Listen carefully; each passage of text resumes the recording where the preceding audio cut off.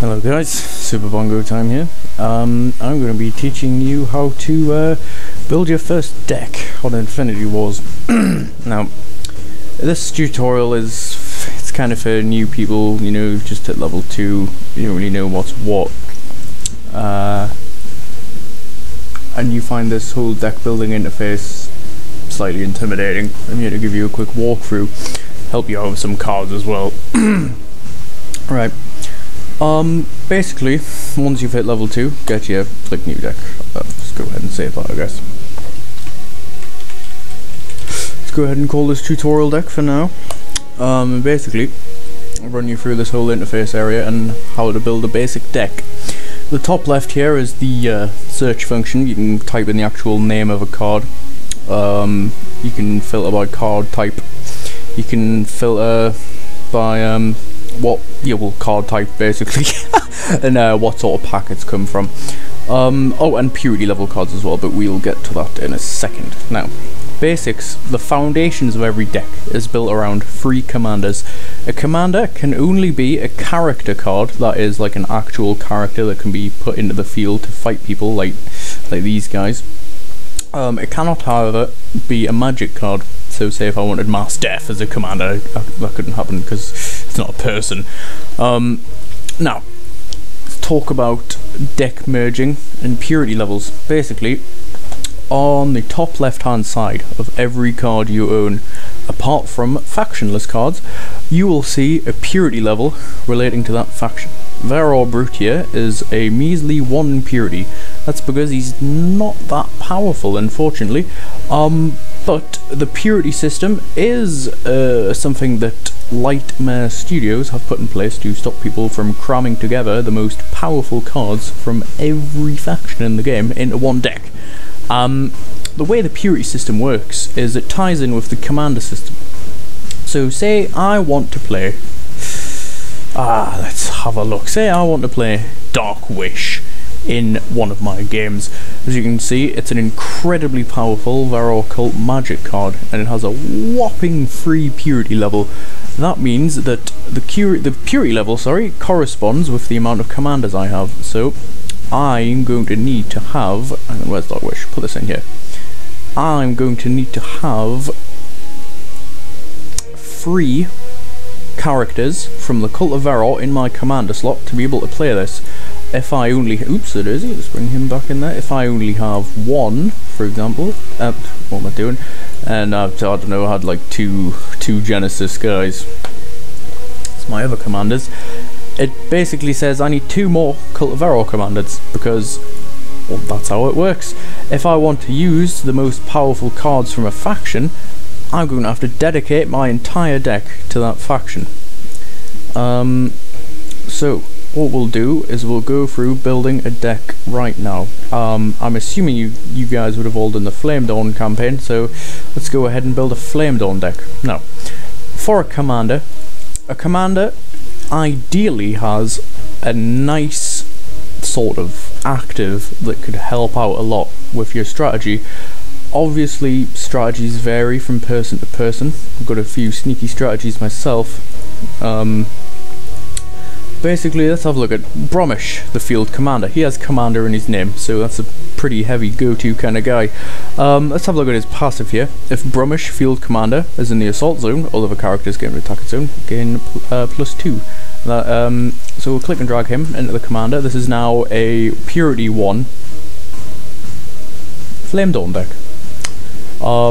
So basically, you have a look through, and you'll want to find guys that have interesting passives for now, until you sort of get to grips with the game a bit more, and you figure out your own strategies.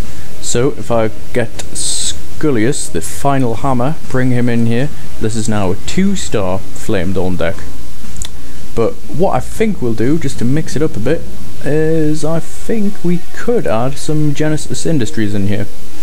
Once again, you'll want to have a look through for people with interesting passives that can help you out early, late game, or kind of just sit in your command zone and just help people out. For example, let's have a look at this. Aletta the Immortal Tinkerer would be an excellent commander for Genesis Industries, because you can keep her in your command zone and constantly use her passive, which is you pay 1 resource, it exhausts her for a turn, and it gives any artificial character, that's any kind of robot like these guys here, it gives them +3/3 permanently. So that's just a nice kind of buff. So because I have 1 Genesis Industries commander and 2 Flame Dawn commanders, my deck is now a merged Genesis Flame Dawn deck.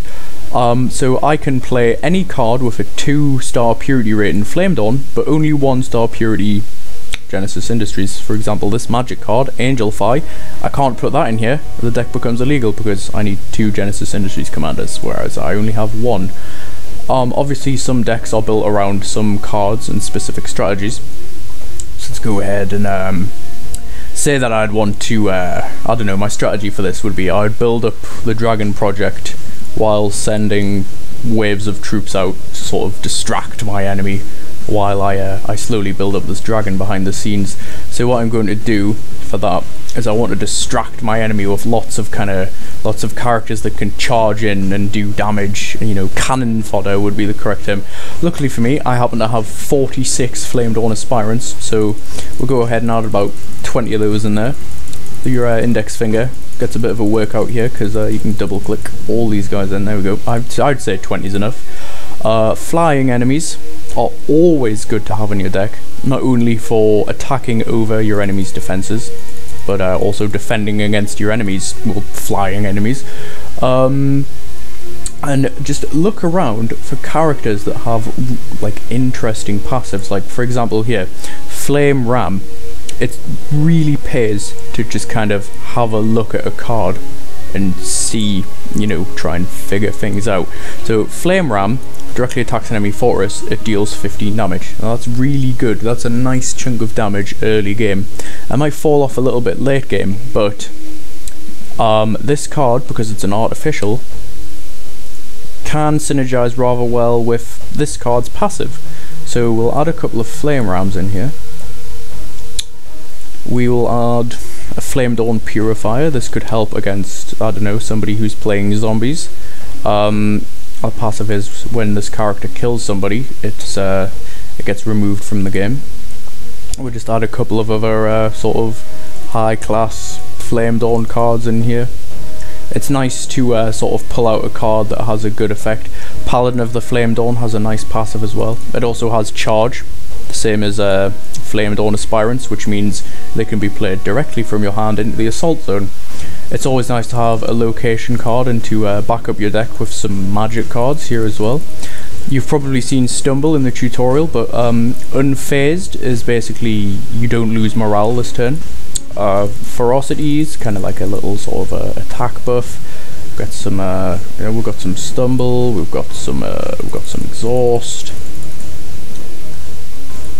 Yeah, we've got some Burning Prejudice in here as well. Vicious Ransacker, can't go wrong. Okay, this portion of the deck in regards to Flame Dawn looks like it's been filled out rather nicely. So let's go have a look, see how Genesis Industries can complement our deck now. So what the strategy behind this deck is get the Dragon Project out and sort of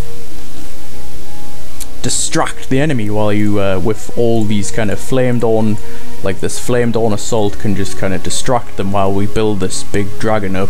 Hopefully they won't notice.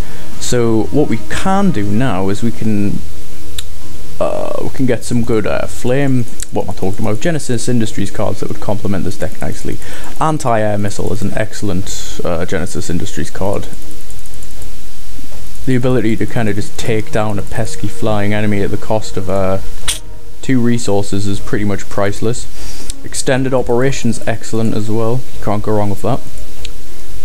Zombie Gone 4000, I ordered a couple of those from a catalogue the other day. A couple of Flying Scientists, can't really go wrong. Right, the minimum amount of cards you're allowed in your deck is 40. The maximum you're allowed is 100. It's always a good idea to try not to go overboard. It can be a little hard if you're basing your entire deck around a single strategy, which is obviously what I'm doing here. It is advisable to not have 100 cards in your deck, because obviously, you know, the chances you pulling out the cards you need can be pretty low, but I'm terrible for this. Okay, so since this entire deck strategy revolves around getting the Dragon Project, actually I'll remove this, I don't really need that. Since the entire deck strategy revolves around getting the Dragon Project out, getting it up there as soon as possible, we now need to complement the deck with, we need to cover up our weaknesses with some of the strengths that the factionless cards offer. So for example, if we get a couple of cartographers in there, they're simple low level guys, and their passive is, once he's put into play, search your deck for a magic card, a location card rather, and put it in your hand, and that's pretty good. We'll get some free defense columns. You guys should have quite a few of those. Those are used for basically protecting against flying units. They start off with a large chunk of health, and they can be buffed. The class is artificial, so they can be buffed by our immortal tinkerer. Our immortal tinkerer here. Wealthy nobles are a 10 out of 10 addition to anyone's deck, because who doesn't love extra resources? I enjoy having Gabe Newell in my deck occasionally, but I don't think we'll need him really for this. Assassinate, always a good choice. Free Assassinates in your deck, no worries. We'll get some Explore Magic cards in there. It basically works the same as the Cartographer. Grave Rob as well, excellent for shutting down zombies and some DoD strategists, Descendant of Dragon strategists. Port to the Old World, Rift to the Old World even. If the other team pulls out a location card that's giving you a bit of trouble, you pull this out and you shut it down. Get 2 of those. Get 2 Vandalize as well, because you never know when the opponent's going to pull out an annoying artifact on you. A Letter the Immortal Traveller, it's always good. You can create some cannon fodder for pretty cheap. I would say that pretty much covers it. I have 95 cards in here at the minute, and here's my tutorial deck. I don't know really what to call this, but yeah, that's your deck. Every card in here is totally fine because of the, let's go ahead and save this. Every card in here is fine. I went over the purity rating of decks and stuff like that with you, and hopefully we'll try out some games of this deck. Tell me what you guys think. Hopefully this tutorial helped a couple of you guys out. Yeah, I reckon that's it for now. Catch you guys later.